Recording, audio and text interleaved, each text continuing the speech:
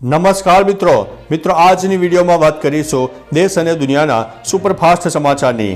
સૌપ્રથમ વાત કરીએ તો હોકી ટીમ ઇન્ડિયાના મુખ્ય કાર્યકારી અધિકારી એલેના નોર્મને તેમના પદ પરથી રાજીનામું આપ્યું છે। ઓસ્ટ્રેલિયાના નોર્મન જેઓ 13 વર્ષથી જવાબદારી નિભાવી રહ્યા છે, તેઓ હોકી ઇન્ડિયામાં છેલ્લા 3 મહિનાથી પગાર ન મળવા સહિત જૂથવાદનો આરોપ લગાવ્યો છે। રાજીનામા બાદ તેમણે કહ્યું છે કે મારા માટે અહીં કામ કરવું મુશ્કેલ છે। જૂથવાદને કારણે મારી પાસે પદ છોડવા સિવાય બીજો કોઈ વિકલ્પ નહોતો। અન્ય મહત્વના સમાચારની વાત કરીએ તો મુંબઈમાં થાણેના ભાયાંદર પૂર્વમાં આવેલી આઝાદનગર ઝૂંપડપટ્ટીમાં ભીષણ આગ લાગી છે। આગ લાગવાને કારણે વિસ્તારમાં અરાજકતાનો માહોલ સર્જાયો છે।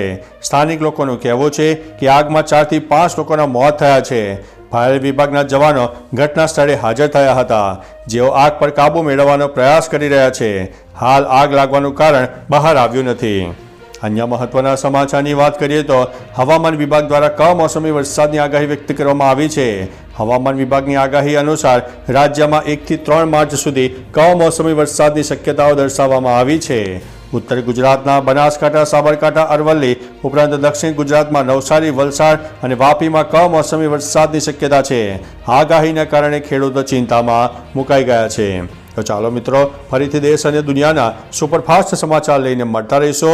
ત્યાં સુધી અમને રજા આપશો। નમસ્તે।